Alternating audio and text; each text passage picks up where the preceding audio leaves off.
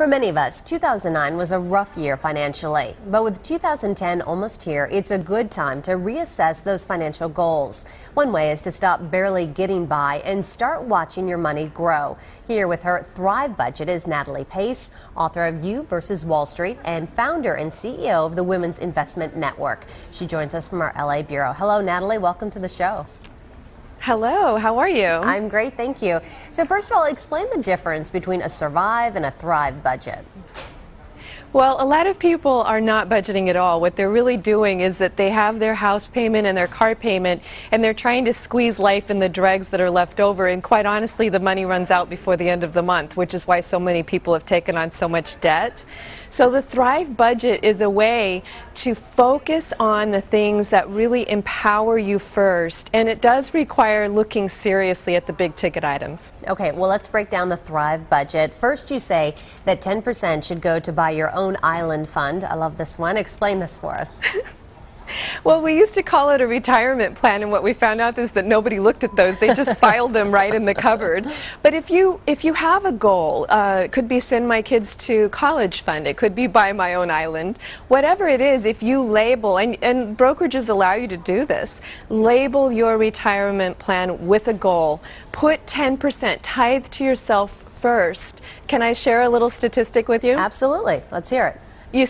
Well, if you started when you were 20 and you only put in $4,000 a year, you would have $2 million by the time you were ready to retire. Wow. If the markets return 10% a year. Not bad. And that's what they do annually over time. Yes. Okay, well, let's talk. If you were only saving that, you only are worth $160,000. So there's a big difference in investing versus saving. All right, well, let's talk about some other kind of retirement options that you suggest. What are they? Well, I think that, I actually have a pie chart in the book, so everyone mark this down. Go to page 92 because you do need to use modern portfolio theory and rebalance annually, and that sounds really like, oh my God, I'm never going to know how to do that. It's easy as a pie chart. And you do need to get that amount of education, so it's in the book. Okay, next up, you suggest sending 10% to charity. With so many people worrying about getting by themselves, why is this part of the Thrive budget?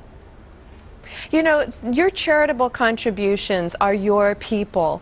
I found that most of the jobs that I've received have come through my charity liaisons, the people that I have, hobnobbed with in my passion projects. So don't underestimate that. Usually jobs these days come from networking. And Natalie, remind our viewers, what is the maximum charitable deductions we can take on our tax returns?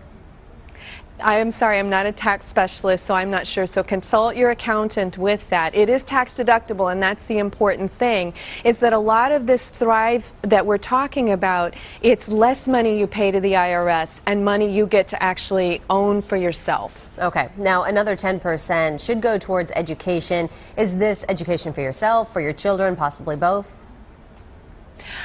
Yes, it could be all of the above. Education is the highest correlating factor with income, so it makes sense that surgeons earn more than gardeners, but surgeons who learn how to invest will make more money than those that check off boxes blindly. So educate yourself, whether it's learning how to invest properly or whether it's getting that advanced degree. Education's key. Okay, next you suggest putting 10% aside for short-term fun, and what falls under that category? I would say, it could be an iPod for some people, and it could be bubble gum for people that are really having tough times right now. The key here is that don't deprive yourself. A 10% towards short-term fun is actually a limitation for shopaholics, and because you've designated it as fun money, you actually enjoy it. If you're just a shopaholic that goes out there and says, well, I deserve this, that's not fun energy. Okay, well, it's just like dieting, right? If you deprive yourself of the sweets, then you end up overeating. So, okay, now where should we be keeping that money? You know what I do? I keep it in cash. I take out my fun money in cash, and when I spend it, it's gone, and I have to wait for the next paycheck. Okay, so you don't keep it in a savings account then? Nope. The short-term money, I think it's great because I think that cash is more fun than counting receipts. All right. Okay, another 10% for long-term fun. How is this different from your short-term savings?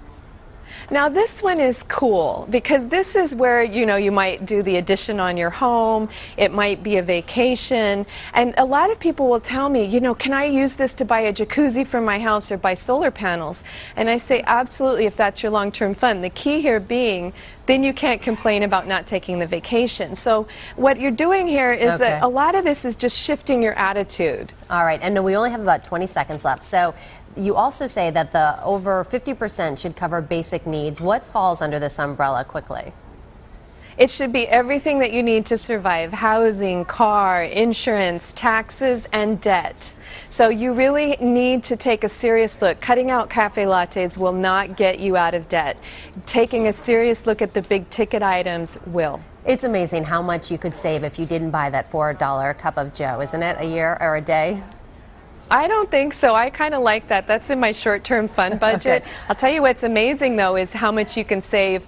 Like, I was a single mom, and I moved in with another single mom. That's how much you can save. All right, Natalie. That'll save half. Thank you so much for taking the time to talk to us today. I appreciate it. Thank you.